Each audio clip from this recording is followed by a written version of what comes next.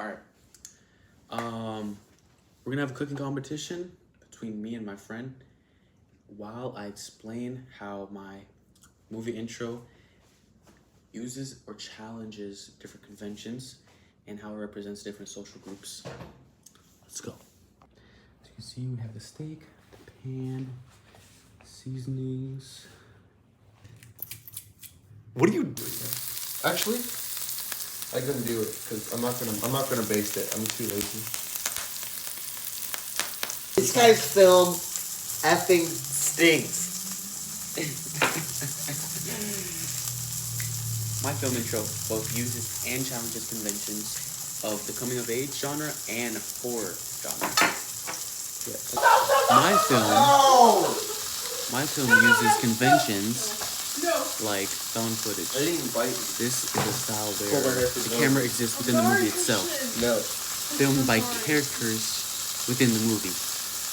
This style is used in The Blair Witch Project and The Chronicle. To achieve this style, I'm hungry. when I was filming, I used shaky shots and just shots that look natural with this camera. You're submitting this to Cambridge? However, my movie intro also challenges conventions. How so? You're so disgusting with that. Well, instead of setting a dark mood, a sad mood, like right then and there, it starts with a happy and joyful mood. Yeah. However, my movie intro also challenges conventions. For example, a lot of horror movies set a sad, melancholy, very depressive tone. At the start of my movie, it was a very joyful tone, very adventurous, very exciting. And that's one thing I wanted to incorporate with this movie intro. I wanted to catch viewers off guard. While the montage is playing, it's a group of teenagers having fun and enjoying their summer before senior year. At the highest point, at the most exciting point, where everything seems to be going well, the video pauses. The camera zooms out and shows a phone. The person holding the phone says, "We found this on one of them," implying something bad happened to the group. This is how I plan to get viewers off guard. This is my steak. The film shows a group of students documenting the summer before a big change in their lives. This also reflects on how students in today's age and young people, especially teenagers, record their memories and often share it with friends, stuff like that. The film also represents a social group of teenagers. It shows a group of friends documenting their final summer before a big change in their lives. The use of different locations and filming relates to how teenagers in today's world often film their memories and share with their friends. The casual filming style and everyday locations often reflect on how teenagers record memories on their phones and share it with their friends. Look at that. Overall, the movie uses conventions like found footage that relate to horror, to relate to the ones that are used in horror, but also challenges conventions by starting with a happy tone rather than a sad one. McDonald's mukbang while I answer how my film would be distributed as a real product and how it engages audiences. Firstly, we have the $5 meal deal, Shamrock Shake. I don't care if you love it or I don't care if you hate it. I actually love it, and I don't care. We got a McChicken, fries, nuggets, of course barbecue sauce. So, my film engages audiences by showing realism and something relatable.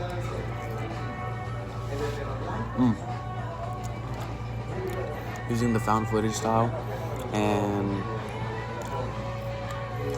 kind of like the idea of like looking through someone's memories especially during teenage years, it can take a lot of people back. Yup. Characters' memories.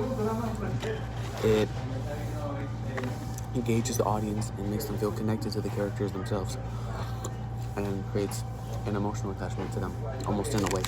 Then the sudden shift to we found this on one of them is very unexpected. It's very like out of nowhere, and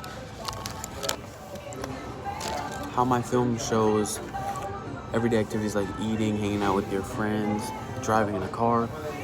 It's able to relate to younger audiences like teenagers, kids, maybe even young adults, maybe even older adults. It just brings them back. The film also uses the plot twist to engage audiences and make them more involved into the story, as it shifts from a very happy to a very sad and unexpected. Sorry.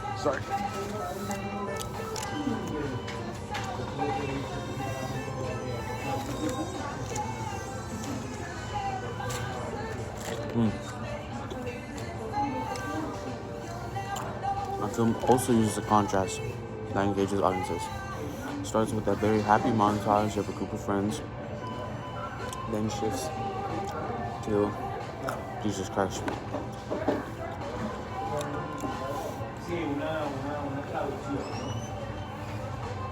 Shifts to the plot twist where we found this on one of them first, and it engages audiences more, like what happened, you know? Yeah. The audience questions what happens and is like, whoa, what's going on?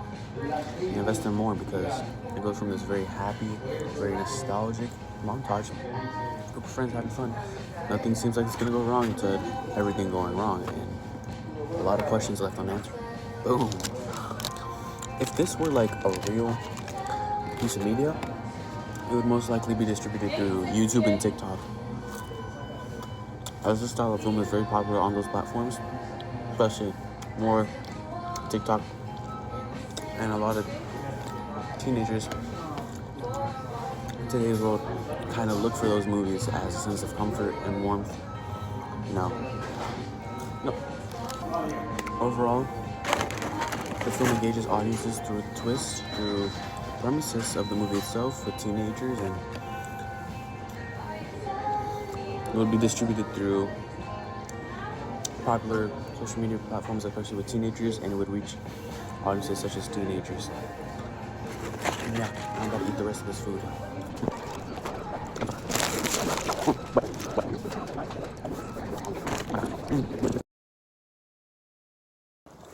Alright, so I'm at the park with my friend. I'm just going to answer one question.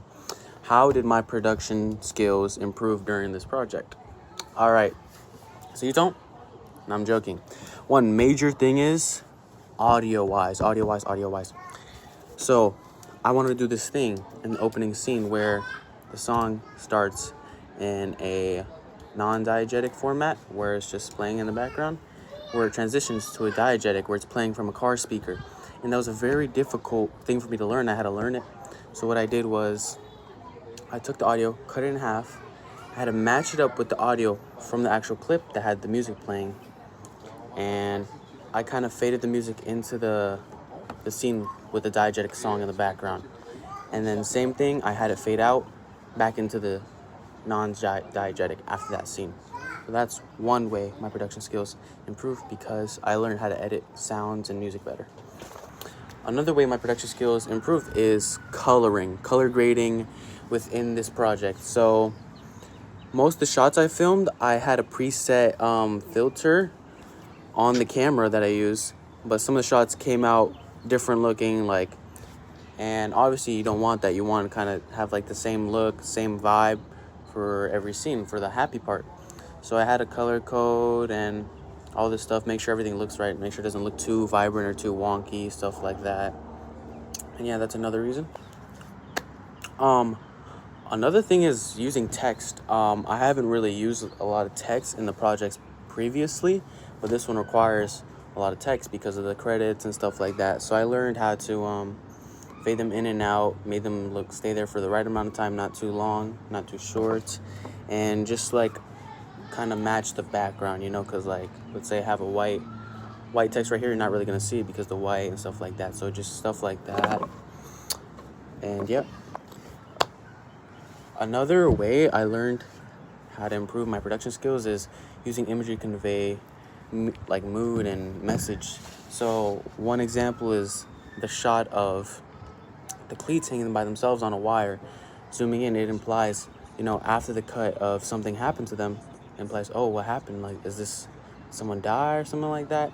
And another example is the lingering shot of the water towards the last few seconds, the last shot. I don't know, it's just like an eerie feeling, like uncomfortable feeling, you know. All right, and like one of the last thing I learned is like how to like put each scene, each shot, like the right amount of time as well. Like I don't want one shot to be too long, too awkwardly long, but also not too short where it doesn't really show what's going on within the group. So I also learned like I had to speed up some stuff and just adjust everything. Also, another thing with the music is I had to cut like a lot of it out because I wanted the beginning and then I wanted the end, like a piece towards the middle of the end, and so I had to piece together like that. So I just cut it out.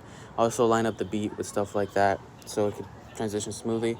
I also line up scenes with parts in the song that you know looked like it belonged. So yeah. What's up guys? Today we're back with another video. Today I'm going to be explaining how I integrated technology, software, hardware, and online into my project. Let's go. One of the first pieces of technology that I integrated into my project was my digital camera. I use this to film all of the scenes, all the shots, and everything. I didn't use iPhone. I liked the way that the digital camera came out and looked. To export from my camera to my phone, I had to use an SD card reader, transfer it from the camera to my laptop, and then from my laptop I sent it to my phone. I then loaded all these clips into CapCut. I use CapCut because it's easy to use and has a lot of features on the app. Features like transitions, filters, fade-ins, fade-outs, all that stuff. And of course, text. Text is a very big one. I also like CapCut because it allows me to export in 4K and HD, and also it can directly upload the video from CapCut to YouTube, which allows it to be 4K HD. And that's how I integrated technology, software, and all that stuff into my project. So yeah, thank you for watching.